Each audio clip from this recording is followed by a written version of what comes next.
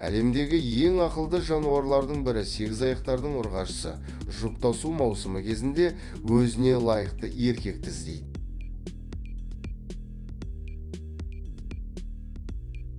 Мұнда еркек сегізаяқтардың бірі онымен кездесуге дайын.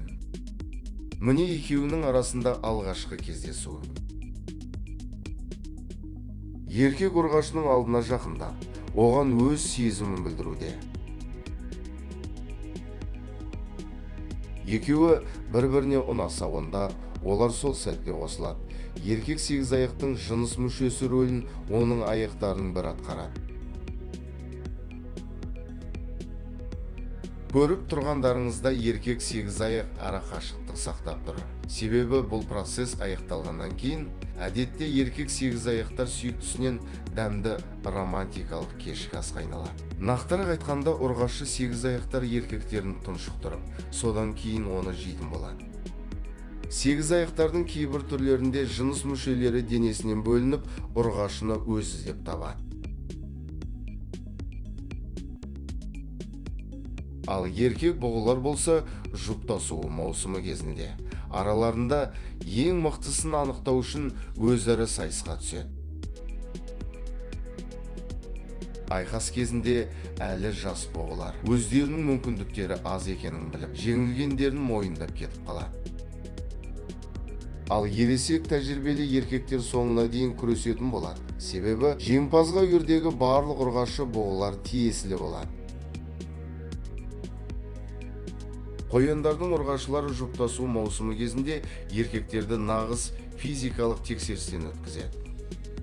Алдымен еркектер жүгіріп оларды қуып жетіп, содан кейін ұрғашылардың соққыларына қарсы тұрып беру қажет. Дәл осындай әдіс арқылы ұрғашы қояндар мықты еркектерді анықтай алады.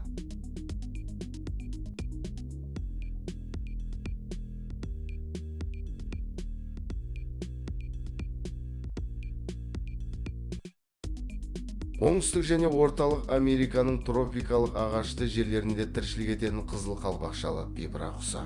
Жұптасу маусымы кезінде бұл құстың еркектері ұрғашының алдында бар өнерлерін паш етеді.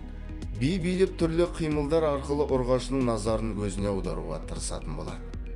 Қанаттарын секундына 80 мәрте қағып өте өткір дыбыстар шығарады. Алға артқа жылдам қозғалыстармен олар аяқтарын қолданбай, ағаш үстіне сырғанап жатқандай әсер қалдырады. Аустралияда тіршілік ететін лира құстарының еркектері қыстың кезінде белсенді болады. Олар ең алдымен айналаны тазалап ретке келтіреді. Содан кейін ұзын әдемі құйрықтарымен ұрғашының алдында өз қойылымын қояды. Ұрғашыны айналшықтап би билеп, ән салып оның назарын барынша өзіне аударуға тырысады. Бұл құстар бір ғана жұмыртқа салады және 50 күн бойы басып балапан шығарады.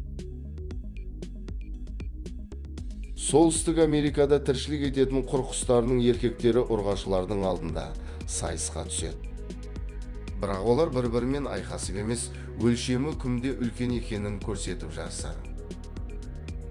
Яғни еркек құстар бір топқа жиналып, ұрғашы құстардың алдына көкіректерінде қапшықтарын үрлеп көрсетеді.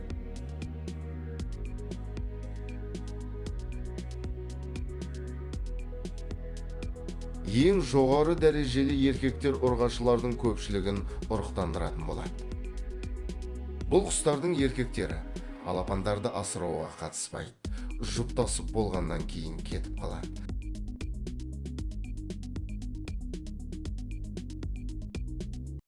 Ал Жапонияда ине тұрпатты балық өз сүйіктісіне ерекше романтикалық кеш ұйымдастыруда.